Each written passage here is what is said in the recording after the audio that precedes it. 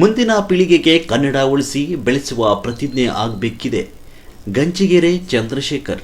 ನಗರದ ಹಾಸನದ ರಸ್ತೆಯಲ್ಲಿರುವ ರಾಯಲ್ ಪದವಿ ಕಾಲೇಜು ಆವರಣದಲ್ಲಿರುವ ರಾಯಲ್ ಕನ್ನಡೋತ್ಸವ 2025ರ ಭವ್ಯ ಕಾರ್ಯಕ್ರಮದ ಧ್ವಜಾರೋಹಣ ನೆರವೇರಿಸಿ ಮಾತನಾಡಿದ ನಗರ ಯೋಜನಾ ಪ್ರಾಧಿಕಾರ ಮಾಜಿ ಅಧ್ಯಕ್ಷ ಗಂಜಿಗೆರೆ ಚಂದ್ರಶೇಖರ್, ನಾಡು ನುಡಿಗಳ ಅಭಿಮಾನ ಎಲ್ಲರಿಗೂ ಅತಿ ಮುಖ್ಯವಾಗಿರುತ್ತೆ.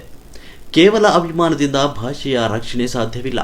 ಪ್ರತಿಯೊಬ್ಬ ಕನ್ನಡಿಗನೂ ರಾಜ್ಯದಲ್ಲಿ ಕನ್ನಡದಲ್ಲೇ ಮಾತನಾಡುವ ವ್ಯವಹರಿಸುವ ಪ್ರತಿಜ್ಞೆ. ಕನ್ನಡವನ್ನು ಬೆಳೆಸೋಣ, ಮುಂದಿನ ಪೀಳಿಗೆಗೆ ಅತ್ಯವಕಾಶ ಎಂದು ತಿಳಿಸಿದರು.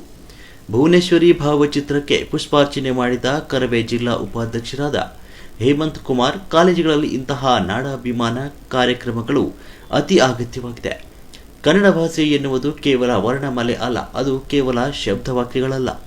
ಭಾಷೆಯಲ್ಲಿ ಅದನ್ನಾಡುವ ಮನುಷ್ಯನ ಆಳವಾದ ಭಾವನೆಗಳಿರ್ತವೆ, ಪರಸ್ಪರ ಸಂಬಂಧಗಳಿರುತ್ತವೆ.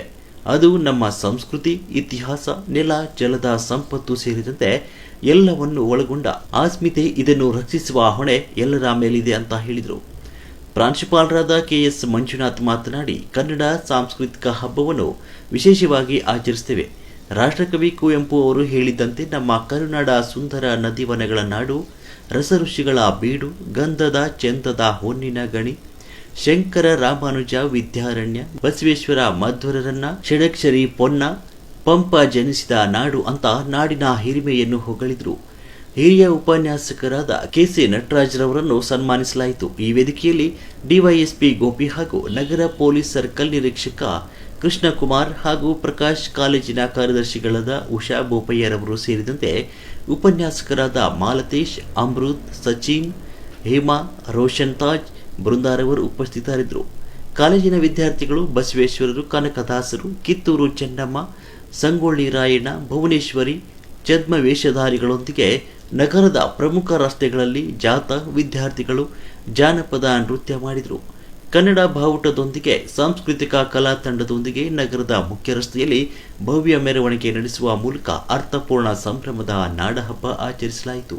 ರಾಜ್ಯೋತ್ಸವ ರಾಯಲ್ ಕನ್ನಡೋತ್ಸವ ವಿಜೃಂಭಣಾ ಕಾರ್ಯಕ್ರಮವನ್ನು ಇಂದು ಆಯೋಜಿಸಲಾಗಿದೆ.